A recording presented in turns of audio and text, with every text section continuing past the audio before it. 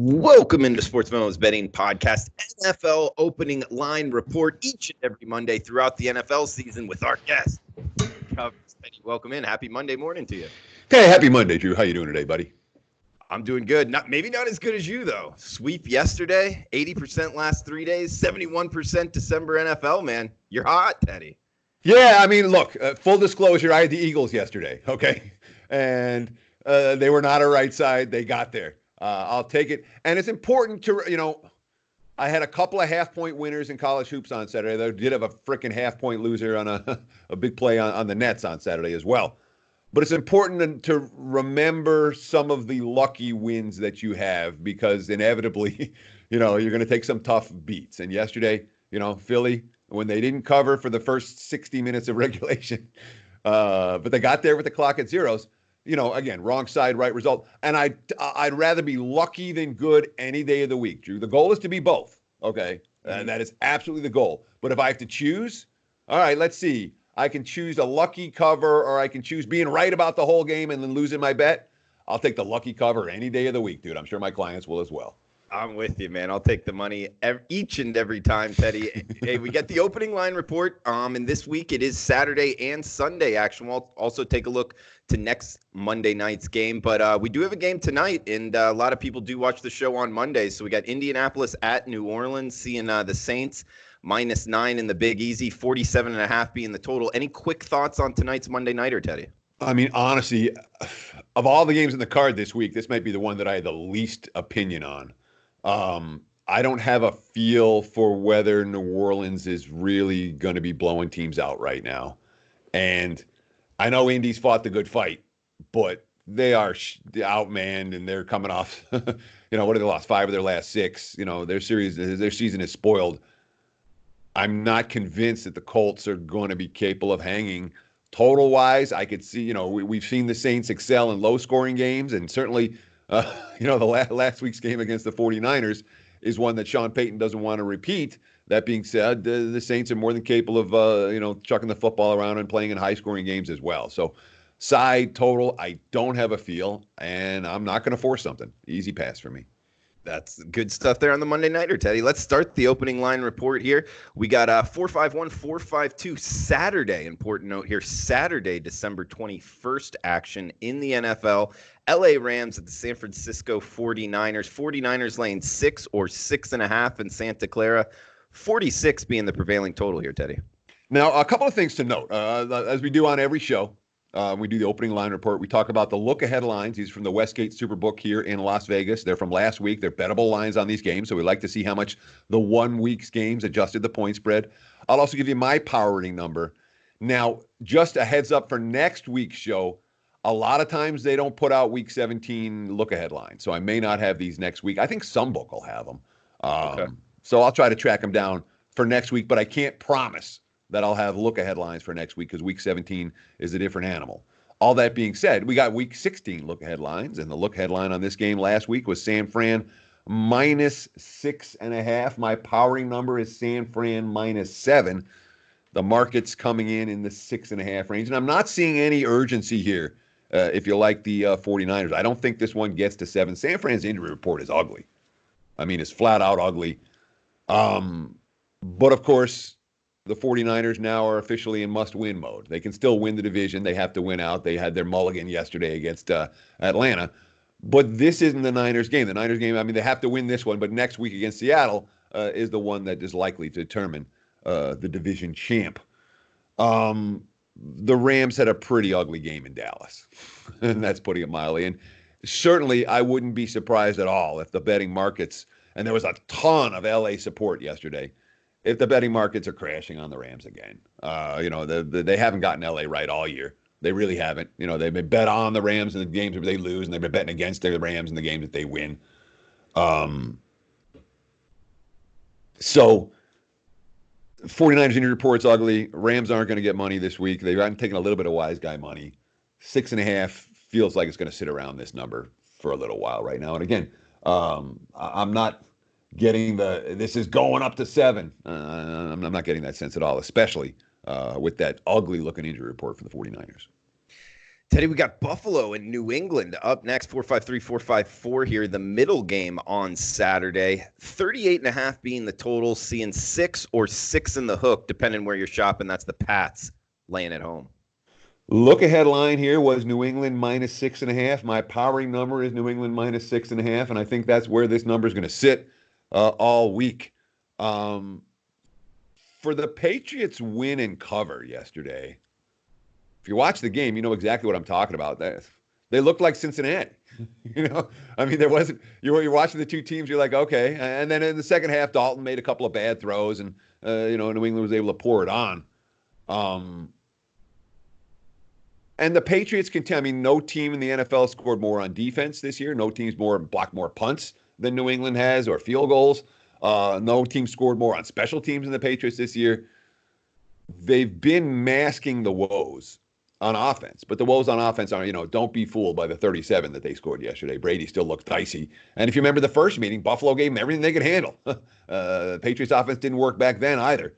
And the Bills now have gone on the road and won national TV game at Dallas on Thanksgiving, won a national TV game in Pittsburgh last night. Obviously, the two fourth quarter end zone interceptions were a huge factor in that ball game, but Bills have every bit as much of a betting bandwagon right now as the Patriots do. And I'm not convinced this one gets to 7. It might, but it was already at 7, and the wise guys have bet it down.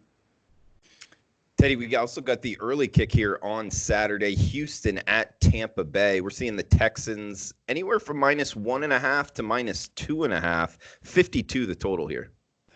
So we should probably doodly-oop this one because I think it's going to 3. Doodly-oop? Doodly-oop? Say it with some passion. Although there's one more that I thought that I think you have to get today if you want it. This one could get to Texans -3. Look ahead was Houston -1. My power rating is Tampa -1. Although I don't know that I fully adjusted properly because the Bucs have lost Mike Evans and Chris Godwin the last 2 weeks. That's the two guys that Winston's been throwing to all year. So maybe I haven't adjusted downward for those injuries enough. But I mean, Winston's great right now. He makes mistakes, but the guy's leading the NFL in passing, and the quotes coming out of that Bucs locker room are very positive. We're playing for purpose. We're playing with passion. I don't care. We're not making the playoffs. We're getting better every week. They're playing for Arians right now. They really are. Texans, I mean, the merciless 88-yard interception return yesterday, in my mind, that was the key play of that game. And I understand it came in the first half. But instead of playing from behind, they were playing from ahead. That passing game is so scary when the receiving core is fully healthy, and Fuller was healthy yesterday. I can understand why the Texans have taken money, but all that being said, this one could get to 3 if you like Houston. Lock in now. Obviously, as you mentioned, the money's clearly coming in that direction. Teddy, we got the Sunday slate here. 3 games on Saturday, and then the rest on Sunday outside of the Monday nighter here. Top of the board here, 457, 458. Detroit at Denver. Looks like 38 being the total, with the Broncos laying 6 in the hook at home. Well, let's see. The look-ahead line was Denver 6.5. My powering number is Denver 6.5. The markets are at Denver 6.5. I'm not anticipating a significant line move on this game. So 2 things worth noting about from yesterday's action.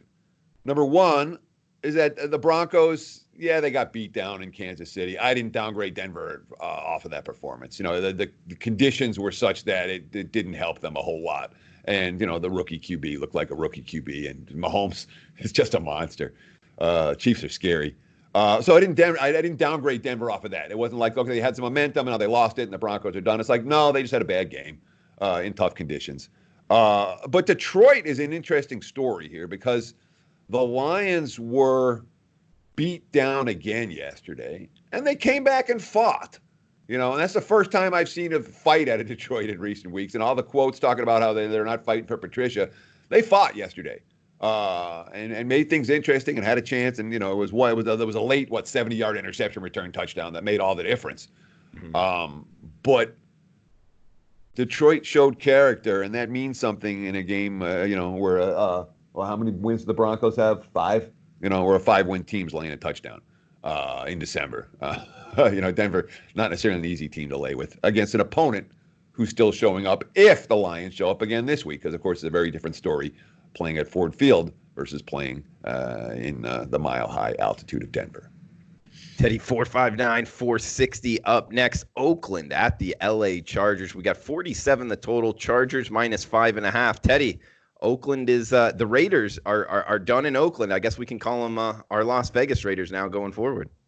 Yeah, let's wait till the stadium gets built, because there's a clause in the contract where they're allowed to go back one more year if the stadium isn't ready. And if you remember last year, Oakland did a victory lap after the final game of the final home game, thinking they weren't going to be back because they didn't have a deal for this year anywhere.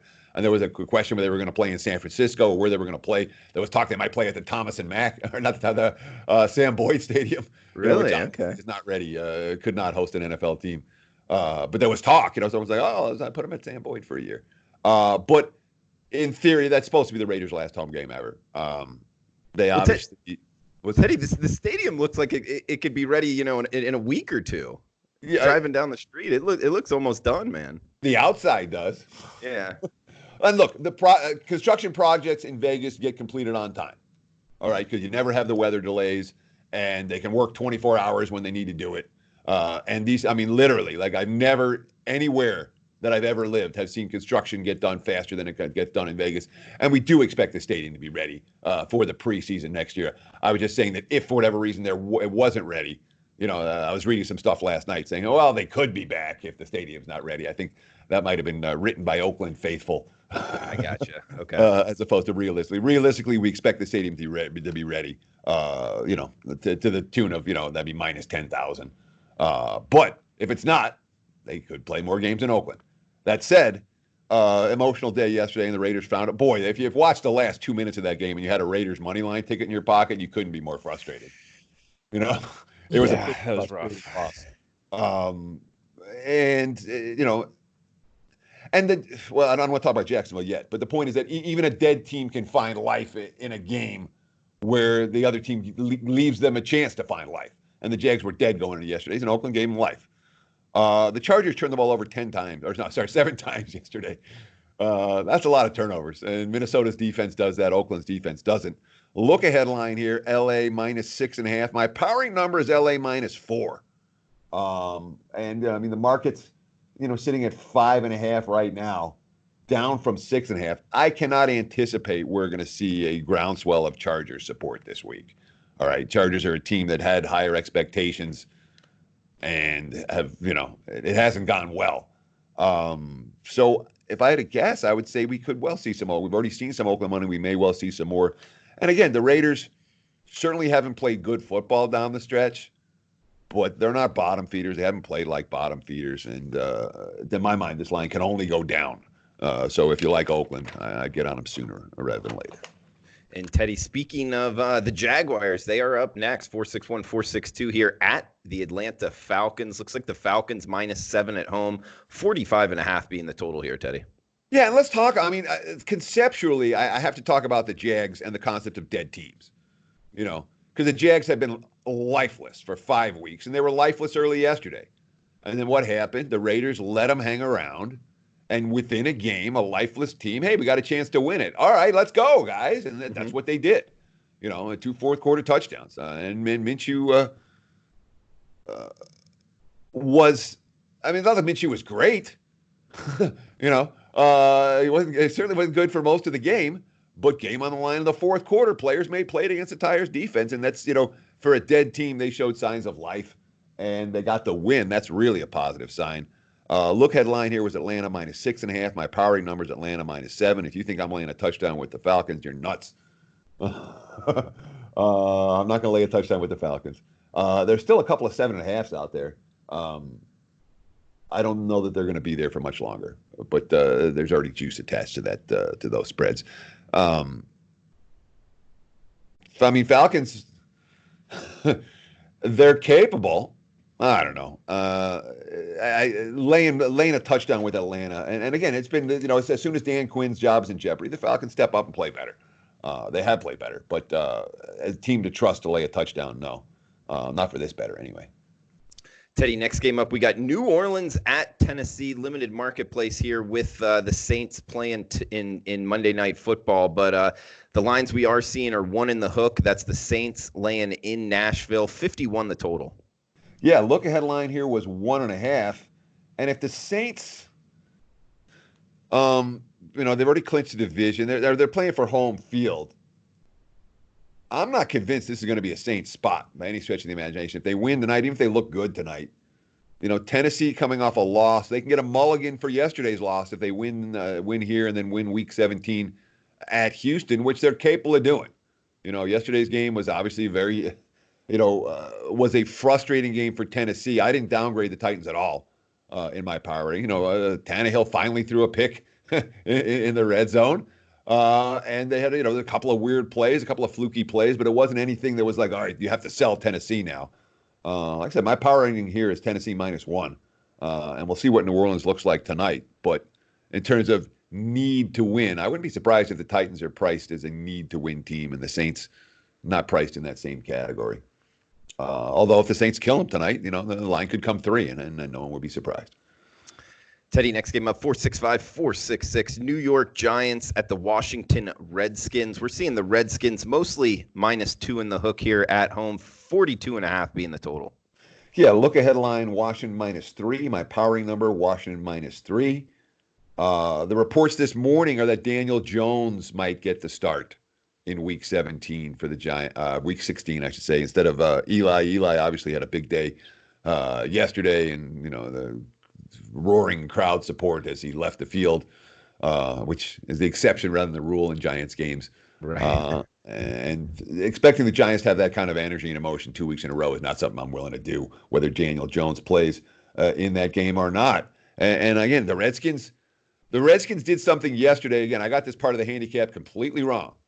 All right. I thought that Philly would be able to stop Washington on the ground and Dwayne Haskins wasn't good enough to pass him down the field. And guess what? The Callahan's got that offensive line in a sense that they're running the football against everybody right now.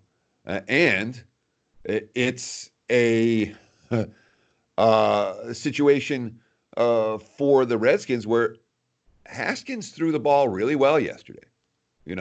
I was very impressed. And maybe it was, a divisional opponent and that he knows well. And he was coached up properly and he executed the game plan very effectively. And we're talking about a team that did all kinds of things right. Defensively, they're still dicey. But there was a lot to like about what Washington did in yesterday's ball game. Again, 2.5 here now, down from 2. The look-ahead line was 3. My powering number is 3. I don't know that I want Daniel Jones this week, and I don't know if I want Eli this week. So the Redskins are absolutely on my short list coming into on Monday morning. Teddy, we got Pittsburgh Steelers up next at the New York Jets. Looks like 38.5 the total at MetLife. And this is a line mostly 3s. Yeah, it is pretty much 3 flat across the board. That's the Steelers laying on the road. Let's get that emergency betting alert number out there. Doodly-oop, doodly-oop, doodly-oop. There you go. If you want the Jets +3, grab it now. It's not going to be there. And again, we saw Duck Hodges make throw interceptions last night, but it's a Pittsburgh Steelers offense that has scored 1 touchdown or less on offense in 6 of their last 7 games. And the other one they had 2 touchdowns on offense. So yeah, the defense is making plays and keeping them in games, and yeah, they still are facing a must-win, et cetera, et cetera. I don't think this 3 is going to be here. And the market indicators are telling me that the 3 may not well be there. So if you like the Jets plus, that's your key number that you want to grab right now. And of course, Pittsburgh's going to be priced must win. The Steelers got to win, which they do.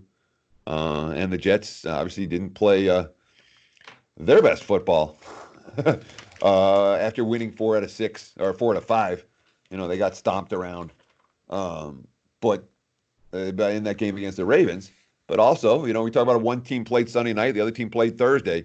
So from a situational standpoint, that certainly favors the Jets. And like I said, I don't think this 3 is necessarily going to hold. for New York. The markets are not high on Pittsburgh right now, and the offense continues to struggle. Teddy, next game up, 469, 470. A game only a sports bettor could love. Cincinnati Bengals at the Miami Dolphins. We got the Dolphins favored. Yes, you heard that right. Miami Dolphins, mostly -1s. We're seeing South Point actually showing a -1 in the hook here. 46 the total in Miami Gardens, Teddy. For what it's worth, the look-ahead line was Miami -3, and my powering number is Miami -2. So based on the look-ahead and based on my powering number, this is cheap with the Dolphins. And, Fitzpatrick, the Dolphins also have injury problems at receiver, big-time injury problems at wide receiver. Fitzpatrick made some mistakes. The Dolphins' defense forced the turnovers in that game. Eli threw picks, but Miami did not match the Giants' intensity yesterday. The Giants came to play. Miami didn't. Are they going to show up here? Probably. I mean, the Dolphins have had fun, through all of this. I know the Bengals are having a whole lot of fun right now. And to hear the quotes coming from Zach Taylor where he kind of called out his receiving core saying they got pushed, and which they did.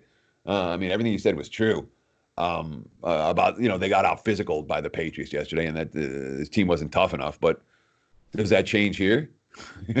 They are who they are. And, of course, in terms of draft status, Bengals in line for the number 1. They don't necessarily need this or want this. Although for the guys on the team, having the number 1 pick, is that what they want? They'd rather get a win more often than not. But anyhow, Miami's going to go off the favorite. I don't think it'll be a whole lot higher than the 1, even though the look-ahead line here was 3. He's Teddy Covers, and he's hot right now at sportsmemo.com, sweeping the board yesterday. 80% last 3 days, 71% NFL in December. He's seeing it well over the short term. And remember those stats over the long term. 202 and 156. That's 56% in the NFL since 2015. That's the last 5 years running. 56% in NFL betting. Check him out at sportsmemo.com. Rest of his NFL season over $100 off with the coupon code NFL149. That's good for the next 4 days. Coupon code NFL149 takes more than $100 off of his NFL rest of the season at sportsmemo.com. Special coupon code for this podcast each and every Monday at sportsmemo.com. We got 471, 472 up next. Teddy, Carolina at Indianapolis. We got the Colts -6 in the hook at home, 46.5 the total, Teddy. Yeah, and it's just worth noting with that coupon code, that's through everything through the Super Bowl, prop report included. You won't have to buy, you don't spend another penny on the NFL for the rest of the season. There's, no bait and switch, no nonsense with any of these offers. It's legit, $1.49 for the rest of the NFL through the Super Bowl. Carolina and Indy, we don't have a full market on this one yet. The look-ahead line, because the Colts play tonight, look-ahead line was -6.5. My pre-Monday Night Football line is Indy -7. So fairly close between the two. I'm not sure. Carolina's another team. They got punched in the mouth yesterday. They did a bunch of stuff wrong, and they fought right through the end, and I give them credit for that.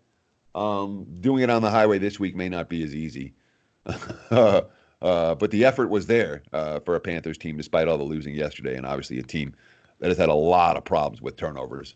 Kyle Allen was not good in yesterday's ball game. Again, look ahead with 6.5. My powering number is 7. I would expect, unless Indy wins the game tonight, for the number to come somewhere in that range. Teddy, we got Baltimore and Cleveland up next. 49 the total, -10. We're seeing Baltimore laying doubles on the road. Yeah, and again, look ahead line here was Ravens 7. My powering number after the game's being played was Ravens 8. There's a Baltimore tax right now and an anti-Cleveland tax. Although, you have the Ravens in revenge. Remember, they got smacked around earlier this season by Cleveland, and that was a couple of defensive scores, if I remember correctly, from the Browns in that ballgame. I want to go back and check that box score. I remember watching it, and I remember Cleveland running away with it, but I don't remember exactly how it. I thought it was both sides of the ball, but they made up some plays on defense in that game. So the Ravens lost at home to the Browns earlier this season. They'll certainly remember that.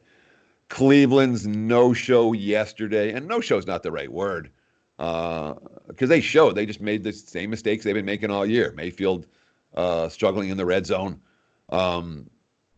They ran the football, they threw the football. There was at times they they made the wrong mistakes at the wrong time, and I'm not convinced they're buying into Kitchens anymore. And we saw the flare up on the sidelines with Landry and Kitchens, and you can understand. And the books I've been getting buried with Ravens money every week. So even though look at here with 7 and my powering number is 8, I can understand why the markets are at 10 on this game. There's going to be one-way action towards Baltimore from the general betting public, and they're making sure that the books have been really beaten down on the Ravens, right? And again, I've got Baltimore as my number 1 team. I've got them, I think, 1.5 or 2 points better than anybody else. And my number here is still only 8. So you're really paying. We've gotten beaten by Baltimore repeatedly. Tax on the Ravens, and the market's nothing but Ravens money in the early betting action. Although at 10, I'm not convinced it goes higher. Yeah, this is an interesting handicap, Teddy. We're seeing the Ravens in revenge, and you're right. They did lose 40-25 to Cleveland last weekend in September, and something to note: Lamar Jackson did throw 2 picks in that game. So, yeah, interesting. We got Dallas, Philadelphia up next. Of course, the NFC East crown at stake here. 47.5 being the total. Looks like -2.5. Cowboys laying in Philadelphia, Teddy. Well, I don't think the division title. So if Dallas wins, they clinch. If Philly wins, they still have to win Week 17. Okay. Clinch. Because Dallas won the first meeting. They killed them in the first meeting. It was 37-10. Look at line here was Pick'em. My powering number is Pick'em. And the markets are, knee jerking towards Dallas pretty strong right now. Of course, both teams won and covered yesterday. The Dallas looked good doing it, and Philly didn't. But I'm not going to.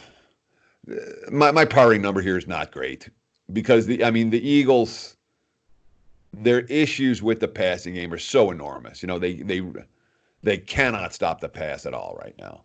And their cornerbacks were just, and again, you're not talking about a great, Dwayne Haskins picked them apart. They were wide open receivers. And again, the same type of missed tackles from Philly in the secondary that have led to, the quick slants turning into, 75-yard touchdowns. And that happened a couple times yesterday for Philadelphia. So their secondary is a mess. And obviously we know that their receiving core is about as big a mess as you can find. But from a character standpoint, the Eagles over the last 2 weeks have been punched and punched and punched and punched hard. And every time they punch back, I give them a ton of credit for that. The Redskins had them beat yesterday. They had them beat 3 different times. And every time Philly, all right, methodically, let's work our way down the field. I know I don't have a receiver, so let's find a tight end. Philly is overachieving to the talent level at hand right now. Dallas has not been the case. So, again, my powering numbers pick them, and it probably should be Dallas 1. I don't think I've adjusted right for Philly's injuries, but all the money today has come on the Cowboys, and at 3, I'll probably be a buyer on Philadelphia. Teddy, heading to the out west here, 477, 478 afternoon kick here on Sunday. Arizona at Seattle. We're seeing the Seahawks -9 in the hook at home, 50.5 being the total here, Teddy. Yeah, look headline here, Seattle -9.5. My powering number is Seattle -11, and that's one that's wrong. I need to downgrade Seattle more. After I looked at their injury report again this morning, they were missing 6 starters on defense in the second half of that game against Carolina. That's a big reason why the Panthers kept fighting, was that they were able to move the football against a defense that's just been wrecked with injuries in recent weeks. So, and some of these guys may play, some of them may not. I know like Ziggy Ansah got sick before the game and didn't suit up. There were a couple of unannounced injuries, but it's a Seahawks defense that was nowhere near 100% yesterday. And it's definitely an injury report worth monitoring throughout the course of the week. Arizona did what I wanted them to do yesterday, which is score and give up points. We had a big ticket on that over for the Cardinals, and that was the right side. It cashed with room to spare in the game against Cleveland. And there are things to like about the Cardinals. I don't know if I would like the Cardinals on the road in Seattle in December coming off a win, though. So it's a Seahawks injury report that is worth paying attention to throughout the course of the week and is likely to affect the point spread. Sunday nighter, Teddy. We got Kansas City at the Chicago Bears. Looks like 45 being the total, with the Chiefs laying 4 in the hook or 5, depending where we're shopping here in Soldier Field. Yeah, and again, I'm not convinced this line's flying up. I would say, if you see a 4, there's not many 4.5s out there. If you find one and you like Kansas City, I would grab it. I don't think you necessarily see that again. But 5, 5.5. These aren't the key numbers that we worry about as much as the 3s and 7s. I can't anticipate that we're going to see a ton of Chicago money this week. KC look headline was 4. My powering number is 5.5. And again, you watched Trubisky yesterday against a good defense. I'm not going to call him hopeless, but it's not pretty when Trubisky faces a good defense. Say, all right, the Chiefs don't have a good defense. Look at Kansas City over the last month, dude. The pass rush is there. That's all I'm going to say. The pass rush is there for Kansas, and when you have a pass rush, it masks a whole lot of other difficulties. And they're getting a lot of pressure on opposing quarterbacks, and that's not necessarily what Mitch Trubisky backers are wanting to see. So, like I said, I wouldn't be surprised if this line notches up. Goes up a notch or two. But I got 4.5. That's a jumping by it now. At 5, you're like, all right, we'll get to it. Yeah. My initial lean on that game is towards Kansas City. I've been very impressed with the Chiefs of late. On the defensive side of the football, we know how good the offense is. KC's got a defense; they'll win the Super Bowl. Teddy, we got a big Monday nighter here, Green Bay versus Minnesota. First one to remind everyone, the coupon code for the podcast, NFL149. That's NFL149 at checkout for the rest of Teddy Covers' NFL season. It includes the playoffs. It includes the Super Bowl. It includes the Super Bowl prop package. You'll get it all for under $150, just $149, using the coupon code NFL149 at checkout. He's hot right now. Swept yesterday.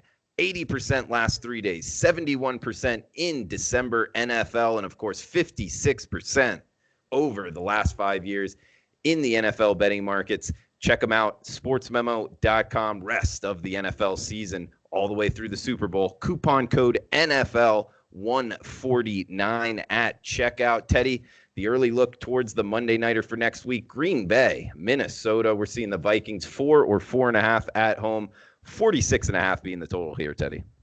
Look ahead line was Minnesota 4.5. My powering line is Minnesota 4.5, and the markets are split between 4 and 4.5. I think. You look at the leading indicator books, and this is probably looking at 4.5. So at 4 right now, if you like Minnesota, wouldn't hurt to get down. Vikings coming off a game in which they, again, were when you force 7 turnovers, you're going to win in blowout fashion, and they did. Green Bay's defense is a different animal than the Chargers' defense in that regard, and the Packers aren't likely to turn the ball over 7 times in this game.